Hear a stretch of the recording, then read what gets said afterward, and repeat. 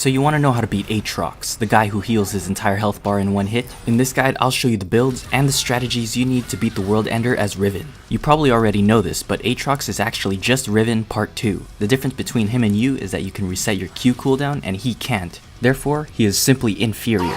If Riven is Weenie Hut Jr., then Aatrox is Super Weenie Hut Jr. For the runes, you should go the standard Conqueror page with Alacrity instead of Tenacity because Tenacity doesn't work on knockups, but you would still go Tenacity if his team has a lot of CC. In the second tree, you want to go for scaling runes like Transcendence and Gathering Storm, and for the shards you go Haste, Adaptive, and Armor. You want to go as much Haste as you can on the runes to dodge his abilities and outscale. For summoner spells, you really need that Ignite to cut his healing because he has a lot of healing. For starter items, you want to go Longsword 3 for trading and matching his sustain. And for your build, you want to go the ability haste items like Gore Drinker, Black Cleaver, Death's Dance. You don't want to build Executioners if you have Ignite, but you should still buy it if his team has a lot of healing. Let's go over Aatrox's abilities. His passive is the one strong auto attack that also heals him. Make sure he uses it before you try to trade him. He does this by doing a little stab animation, but you'll know his passive is up when he's holding his sword up. So sword up equals bad, and when his sword is down, you're good to go.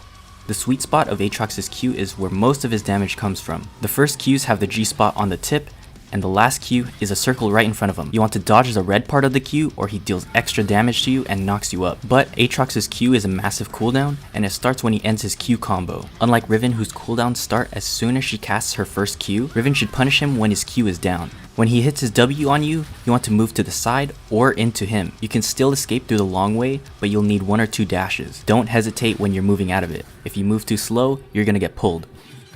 Aatrox E is mainly used to move the hitbox of his Q.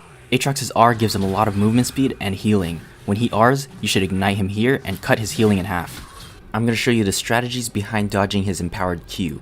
This is super important for the Aatrox matchup. To know how to dodge his Qs, you have to know his patterns. If you know that Aatrox has E, then there's a good chance that he's gonna dash in to hit his Q. When he dashes in, you can move towards him to dodge the tip of his Qs. This only works on the first 2 Qs. Don't go close to him when he has his third Q. That's the one with the hitbox that's right in front of him. It's completely fine to get hit by the weak part of his Q. Common mistake is that Rivens go in after his first 2 Qs and then get hit by the third one, which does the most damage. His first Q deals the least damage, his second Q does more damage, but the third Q does the fattest damage and is the most important one to not get hit by. But a common thing that Aatrox will try to do is Q3 flash to get the guaranteed hit. If you know he has flash up and you're really low, then try to dodge it.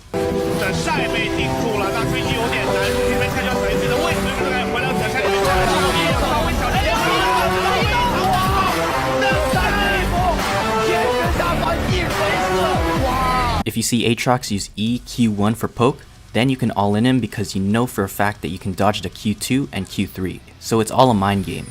Try to predict which Q he will use his E on and dodge based on that. A trick that you can use as Riven is to use the Q dancing technique. Q dancing is when you Q through the enemy to try and dodge their skill shots. You do this by leaving your cursor on the ground when you press Q, and this lets her Q through the target because it automatically brings her forward. Don't hover your mouse on a target or Riven will dash towards it.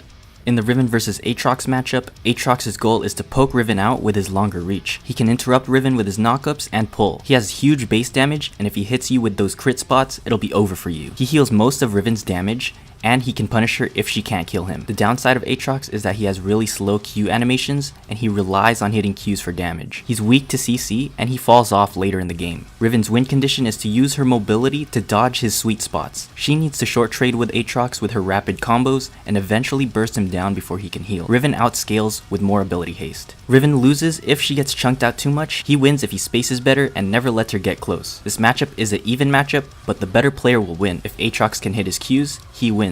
And if Riven can dodge the Qs, she wins. Oh my god, it's a world ender! Everybody run! He's gonna end your world! Run away! In the lane phase, Riven has a stronger level 1 as long as she doesn't get hit by any of his G spots, and don't get hit by his passive because it deals a lot of damage. Wait for him to use it on a minion. Riven can all in Aatrox at level 1, but make sure you take out his boner plating first, as Aatrox usually takes resolve second. You don't want to trade into bone plating or you're gonna lose out on a lot of damage. What Aatrox wants to do is stand behind minions and poke when Riven tries to CS. He wants to keep her at range and not let her get close to him. At level 3, Riven should try to conserve her dashes by short trading and extending her Qs. This is because Aatrox can really punish her if she runs out of dashes. Always keep a dash in your back pocket to not get hit by the G spot. Keep in mind his E cooldown because that's when he has the highest chance of hitting his Q.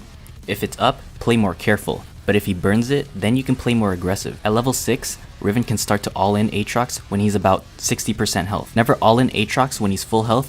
You want to use short trades to get him low, and all in. He only wins trades if he catches you because he can heal off of you while dealing big damage and chase you down with his high movement speed. And when you do decide to all in him, make sure you ignite early. Usually ignite is used to finish off a low HP enemy, but against someone who has a lot of healing, it's better to use it early to stop him from healing his entire health bar. If you play the lane correctly, then Aatrox should be useless. Riven can dominate him, chase him down, and has better teamfight ability. And after that, you can truly name yourself the super top.